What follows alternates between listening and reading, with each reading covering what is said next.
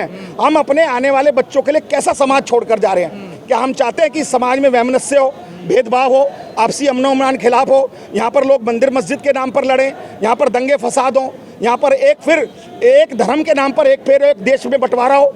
इस देश का बंटवारा क्यों हुआ था, मैं पूछना चाहता हूँ आरएसएस से। इसलिए हुआ था क्योंकि उस वक्त धर्म की राजनीति करते थे और ये आरएसएस जो है ये मुस्लिम लीग के साथ मिलकर इस तरीके की षड्यंत्र करते थे। आज ये क्या चाहते हैं कि देश फिर दोबारा बंटवारा हो? क्योंकि इस देश की खूबसूरती ये है कि इसमें किस्म किस्म के फूल हैं और उसको गुलदस्ता बनकर शानदार तरीके से महकता है। तो इसको सरकार को इंश्योर करना चाहिए और सरकार को आज हम चेताने ही जा रहे हैं कि ये इस देश में नहीं चल सकता। अगर ज़्यादा दिन इस तरीके से करोगे तो आपकी गद्दी भी उखाड़ कर फेंकी जाएगी।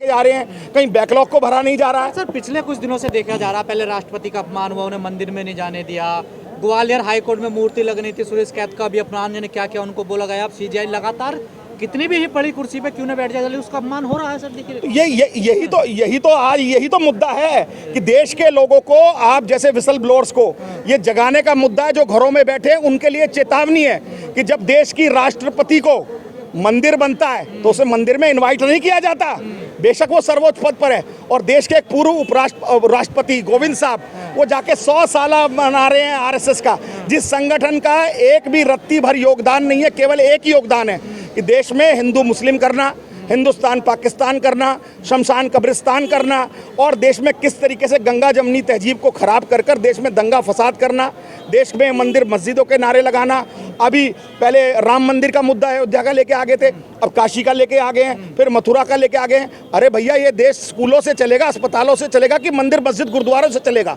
इस देश में अगर सबसे कोई पवित्र ग्रंथ है और सबसे बड़ा ग्रंथ है, रामायण से भी, महाभारत से भी, गीता से भी, कुरान से भी, बाइबल से भी, गुरु ग्रंथ साहिब से भी, तो वो सबसे बड़ा महान ग्रंथ है इस देश का संविधान, जिसने इस देश की महिलाओं को, आधी आबादी को जीने की आज़ादी दी है। तो मनुस्मृति को मानते हैं। तो जो लोग मनुस्मृति को मानते हो जाए पाकिस्तान, जाए बांग्लादेश, जाए इजराइल, कहीं और जाएं जहाँ रह सकते हैं। लेकिन इस देश में मनुस्मृति को जो मानेगा उसके लिए कोई जगह नहीं है। इस देश में केवल जो इसमें देश को, संविधान को मानेगा, इस देश में वही रह सकता है। जो इस तरीके की संविधान विरोधी बातें करेगा या तो उसकी जगह जेल में होगी या उसको समुद्र में फेंका जाएगा। जूता मारने वाले वकील का कहना है अगर भगवान का फिर आदेश आया तो फिर यही घटना होगी। और अब की बार जो इनका भगवान है उसका आदेश फिर हमें आएगा कि इसका मुंह भी काला करेंगे, इसका सर भी फोड़ेंगे, इसका सर भी तोड़ेंगे। आपको पता है इस व्यक्ति का क्या है? इस व्यक्ति ने जिस सोसाइटी में रहता, river view society Mayur Vihar में, वहाँ तमाम रेजिडेंट वेलफेयर एसोसिएशन ने, हजारों लोगों ने इसके खिलाफ साइन करके दिए हैं। ये पिछले 4-5 साल से उन लोगों की कंप्लेंटें करता है, उन लोगों के साथ गाली गलौज करता है। ये समाज में रहने लायक व्यक्ति नहीं है, मानसिक रूप से विक्षिप्त व्यक्ति है। इसकी जगह यह तो शादरा के इभांस हॉस्पिटल में है या आगरा के मेंटल हॉस्पिटल में है। इस तरीके के व्यक्ति को खुलेआम समाज में छोड़ना समाज के लिए खतरा पैदा करेगा, क्योंकि जब सीजीआई पर इसने जूता उछाला है, वहाँ की तमाम अपने रेजिडेंट जो इसके साथ इसकी कॉलोनी में रह रहे हैं, अपार्टमेंट में रह रहे हैं, उन्होंने रिटर्न में इसके खिलाफ एप्लीकेशंस दी है। तो इससे पूरा कहीं ना कहीं सोसाइटी परेशान है। ऐसे विक्षिप्त व्यक्ति को, ऐसे मेंटल व्यक्ति को, ऐसे पागल व्यक्ति को मैं समझता हूँ तो जेल भेजा जाए या इसका मेडिकल करा के इसको पागल खाने भेजा जाए। अब दलित समाज क्या करने वाला है आगे देखिए? आज देखिए जिस तरीके से सब हम जो अम्बेडकराइट लोग जो हैं, वो सारे लोग जो हैं आज लोग चल के जा रहे हैं, संसद तक कूच करेंगे। और संसद तक कूच करने का मकसद हमारा केवल एक है कि वो लोकतंत्र का सबसे बड़ा प्रहरी है संसद, और वहाँ तक जाने का हमारा मकसद यही है कि इस सरकार को चेताया जाए, इस सरकार को धमकाया जाए। अरे पुलिस से क्या होगा? पुलिस डाल दे जेलों में।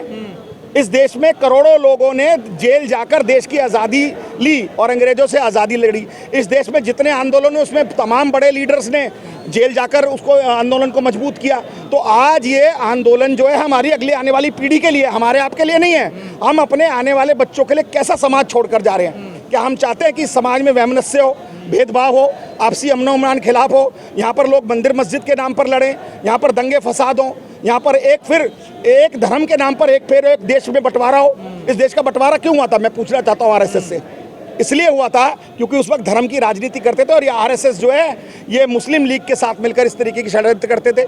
आज ये क्या चाहते हैं कि देश फिर दोबारा बंटवारा हो? हम पूरे इस देश के लोग जो हैं, हम चाहते हैं कि देश एक सूत्र में बंधा रहे। इस देश में बार बार ऐसी ताकतों ने सर उठाया है। बीच में खालिस्तानियों ने सर उठाया था, एक अलग देश की मांग कर रहे थे। बीच में माओवादियों ने सर उठाया था, एक अलग देश की मांग कर रहे थे।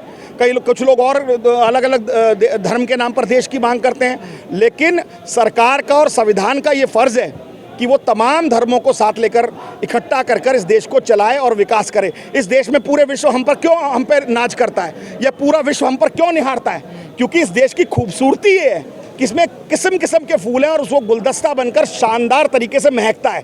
तो इसको सरकार को इंश्योर करना चाहिए, और सरकार को आज हम चेताने ही जा रहे हैं कि ये इस देश में नहीं चल सकता। अगर ज़्यादा दिन इस तरीके से करोगे तो आपकी गद्दी भी उखाड़ कर फेंकी जाएगी। धन्यवाद। धन्यवाद।